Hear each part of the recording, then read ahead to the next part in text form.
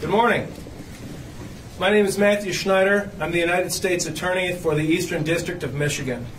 The purpose of our press conference today is to discuss the tremendous increase in threats that we have seen to our schools. So we are back from spring break now, and the false reports of bombs and shootings and threats, they continue. And in fact, they're overwhelming. We know that this is a nationwide problem. I'd like to make 3 points. Number one, law enforcement is united in this effort. We take every single threat seriously, and we are vigorously investigating and prosecuting anybody who threatens our schools. And by way of introduction, you can see how law enforcement is united.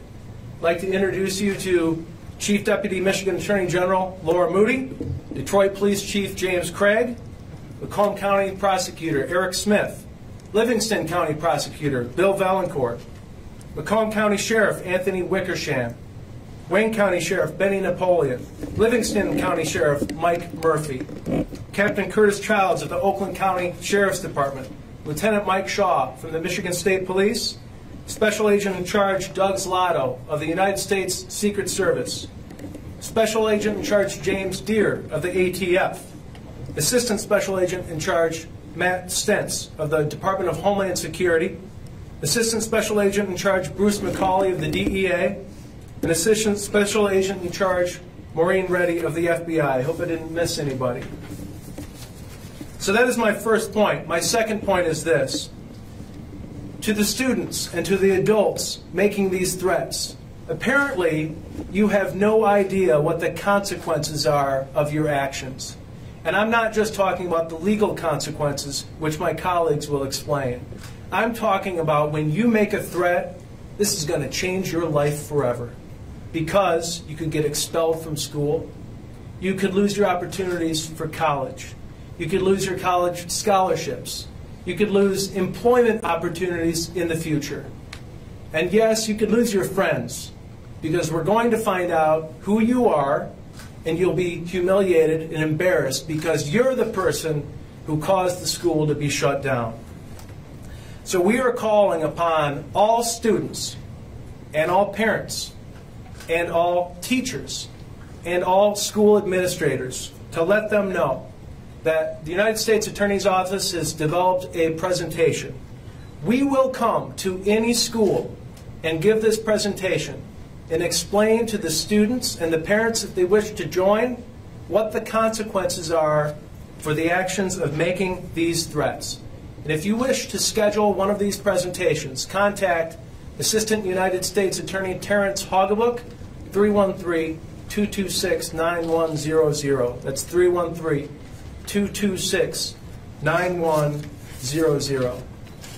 So let me close with this third point, which is a message to everybody in our community. If you see something, you should say something. If you know of somebody who's going to be making one of these threats, if you know somebody who's done it, please contact your local police office. You can also use the OK to Say app or the website that's been developed by Michigan Attorney General Bill Schuete's office, and you can anonymously report these threats. Thank you for coming. I'd like to turn it over to Chief James Craig of the Detroit Police Department. Good morning. And let me just say, I want to echo all the great things said by USA Snyder. We do stand as one. As I look behind me and around, as I pointed out just a week or so ago, we are one. We are united as one. And so the message is clear. When you say something, we will absolutely do something. And we've demonstrated that time and again. And so we're fortunate that we have a unified front, that we do truly work together. So just in response to what we talked about last week, I just want to give you kind of an update. So since the last time we reported, since the Parkland tragedy, in the Detroit area, we've had 50 school threats. I know I reported out 40 about a week or so ago. We have seen a decline. I also reported out that in a 24-hour period, that period just before that last news conference, we saw as many as in excess of 22 threats. So we have seen a decline. We know that 25 schools in Detroit have been affected. And in terms of what, our officers and certainly the partners have done, 57 people have been interviewed. 57 people during the course of our investigations. We've seized 3 firearms, executed 20 search warrants, and in terms of arrests, 1 adult has been arrested and 6 juveniles have been detained. Anywhere from making terror threats, malicious use of telecommunications. As I pointed out during the last news conference, some of these young people making these threats think that they can outsmart law enforcement. It's not happening. In fact, they've acquired apps that they believe has concealed their identity. We find them. In one instance, a suspect decided he would use the Wi-Fi of a neighbor's home. We found him as well. So the message is clear. If you say something, we're going to do something. You can't hide from us. I also offer today, with the USA, our willingness to support his presentations at school in Detroit. So whenever you're ready to launch it, we'll be there to support you. So with that, I'll turn it over to the next speaker, and thank you. Good morning. I'm Lieutenant Mike Shaw. I'm the Public Information Officer for the Michigan State Police. I think at the last press conference, I really talked a little bit about our parents' role involved in these incidents. I kind of said that kids don't have really any constitutional rights when they're living underneath your home. It's important for parents to know what your children are doing on social media. That's by checking their phone, knowing their tablets, knowing their passwords, going in there and spot checking them. And when you see something on their phone that is something that you just don't believe is correct, it's your job as a parent to go ahead and correct that. We also talked to the school administrators itself. During our Homeland Security Conference, we offered a free educational track for some of the administrators to talk about school security and what they can do. Simple things such as making sure the doors are closed. I know when we talk about Parkland, the shooter entered through possibly an open door. We see it as you walk through your neighborhoods every day. If you see a school that has a door propped open because they don't have air conditioning while it's hot inside, that's an avenue for a shooter to get in, and it costs $0 for you to go up to that administrator and say, hey, I walked by my local school today and saw an open door. Could you make sure that's closed? We're also supporting his educational purposes. We have our own as well, and we'd be more than happy to come out to any school and talk to kids about, this is your life. This means that, possibly a 20-year felony on your record. That means no prom. It means no marriage. It means going to prison for a very, very long time, almost ruining your whole adulthood. So be careful out there, and I'll turn it over to the next speaker after my... Thank you all so much for being here. Boy, I feel like a broken record. I've said this so many times in the last 7 weeks. Macomb County has been hit, I think, like no other jurisdiction. Normally, through the course of a school year, we get about 17 charges of false threat or threats of terrorism. So through a 9-month school year, it's basically 2 every month, just under 2 a month. Well, since Parkland, which has been 7 weeks or so, we have charged 51 defendants with false threat of terrorism. 51, that's 40 juveniles and 11 adults. And when I say 11 adults, these are 17-year-old high school seniors who are charged as adults. So these seniors are not graduating from high school. They're going to have a tough time getting into college, getting financial aid. The kids, the juveniles, they're facing a 20-year felony. Every one of them are facing a 20-year felony. And like we've said so many times before, it's not just the criminal aspects, which is what we're all here to talk about, but it's also financial aid, getting into college, graduating from high school, going to prom. All those things that every kid enjoyed and we all enjoyed in high school is stopping immediately because nobody out there is saying, well, they're just kids being kids. Those days are long since over with, and we're all here to stress that. So I applaud USA Schneider for putting on this presentation today and coming to our schools, as we were doing in Macomb County as well. But I want to stress one more thing in that, look, this isn't just 51 cases. Every time this happens, law enforcement stops everything. Our sheriff has to stop every investigation, everything else going on to ensure that our kids' schools are safe. and they get out there, and then they have to go to their homes and make sure there's no weapons or no bombs or no knives. Every single time, every other thing that these law enforcement officials are doing stops dead to ensure the safety of our school. And we just can't keep going like this. So parents, I urge all of you to talk to your kids about the proper use of social media, to point out what's going to happen to them. Because nothing good can come from this. And one nice thing that's come from this is the kids in the schools. Nobody wants to be the next Parkland. Nobody wants to be the next Columbine. So every time a kid says something like this at school, all the other kids are coming forward to law enforcement or to their teachers or their counselors. And it's working. It's working well because every time it happens, somebody is getting arrested. So I really appreciate all of you being here and spreading this message that we're trying to get out. The last thing I want to do is prosecute a 16-year-old kid for doing something dumb. But when we have to stop everything we're doing, who's to say that this one is a false threat? I'm not going to say that, and I know none of these guys up here are going to say, it's probably another false threat. They're going to make sure every single one of them is a false threat before we stop. So, once again, parents, we've got to talk to our kids to make sure this doesn't happen again. Thank you all so much for being here.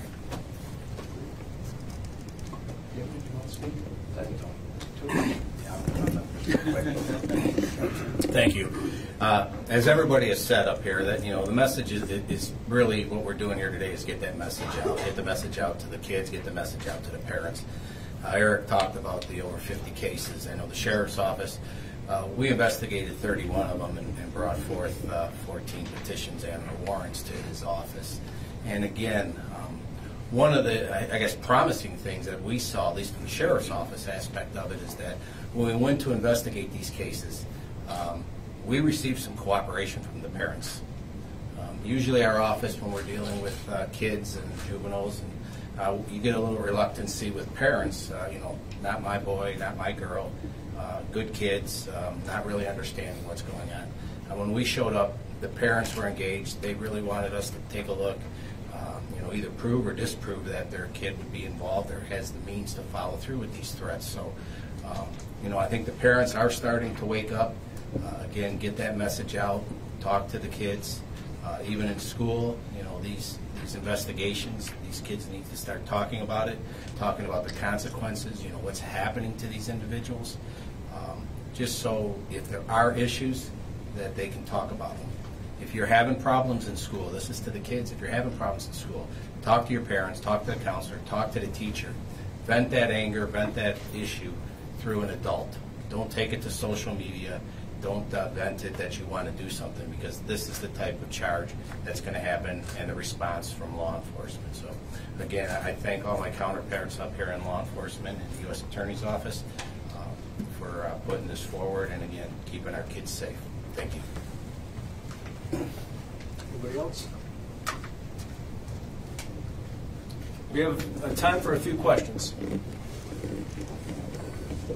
Craig, I know you mentioned 50 school threats. How many total have you guys been investigating?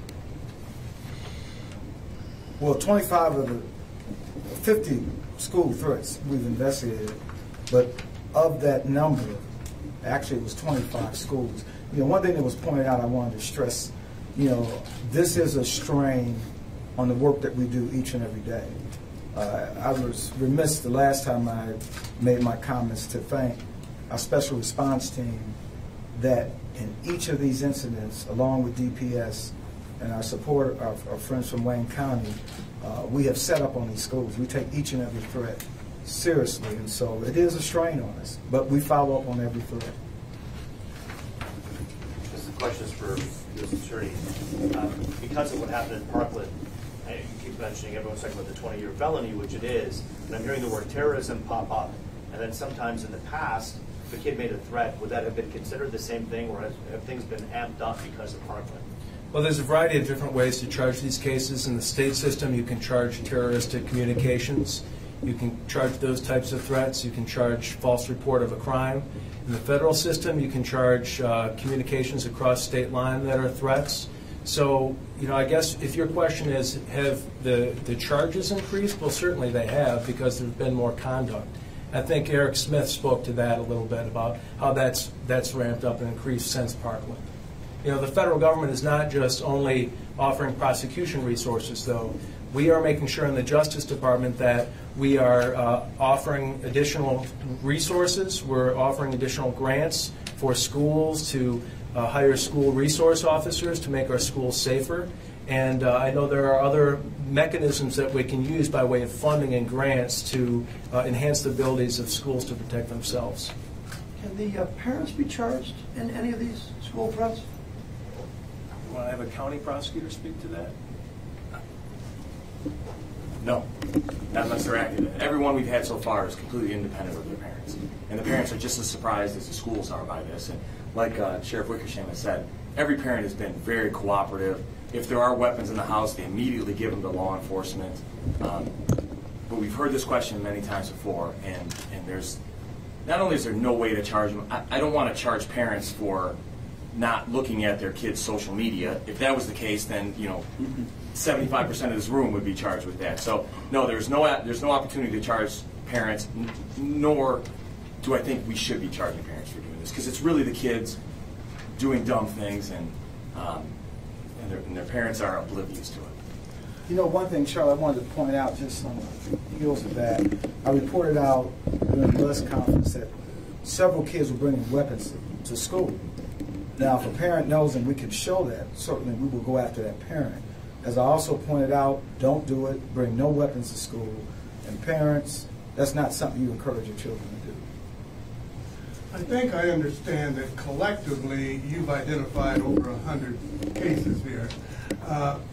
Has any of these cases been tied together? Like, the kids know each other and they together do these threats? Or have you discovered that? A lot of this is lone wolf activity, but look, in the age of the internet, these communication devices are mixed in together.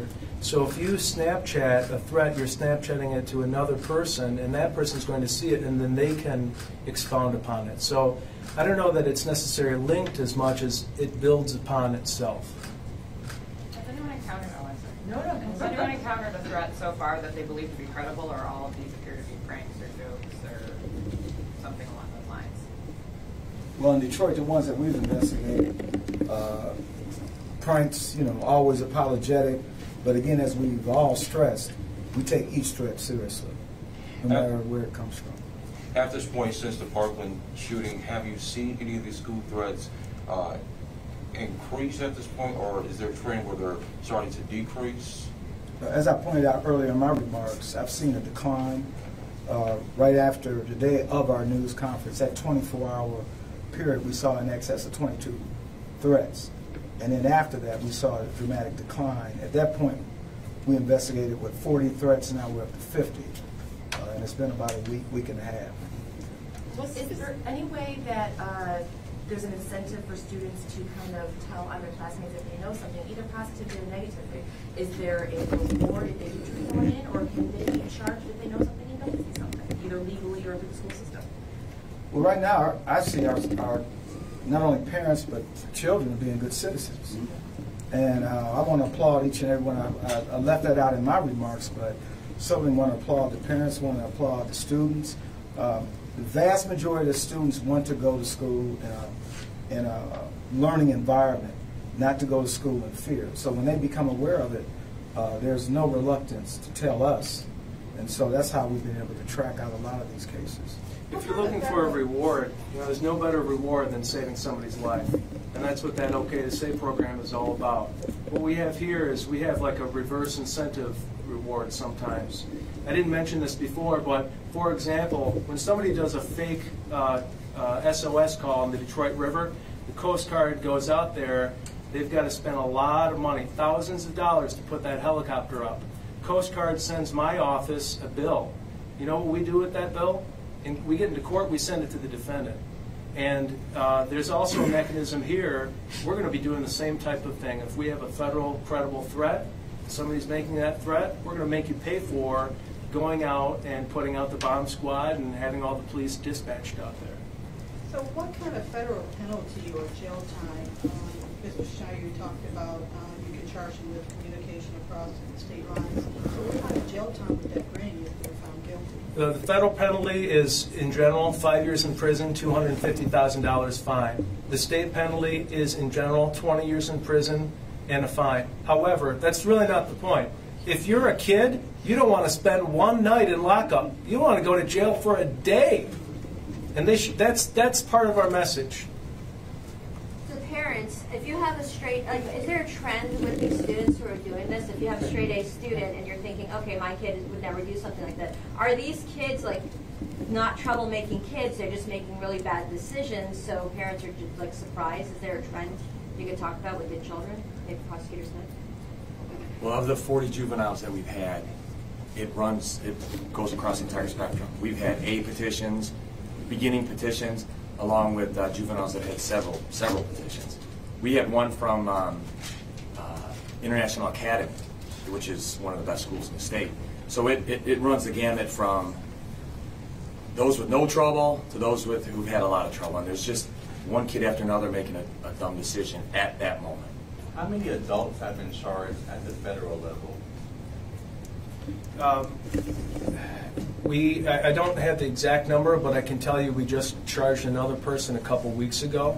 So we would have to look, I think, to give you an accurate number, which we can get back with you. I'd like to look at the entire state, the Western District of Michigan and the Eastern District of Michigan. So we'll find out that information for you. So what kind of measures are we going to take to sort of educate these students on the consequences of these threats? You're welcome to view the PowerPoint presentation that we're going to give to the schools, and that's one of the things we'd like to do. How many schools are going to be involved in that, and for how long? Any school who wants this presentation is welcome to have it. And given our resources, we'll do the best that we can. It's my hope, and I hope everyone else hopes this as well, that now we're back from spring break. Hopefully school gets out in the summer, and this is going to take a break.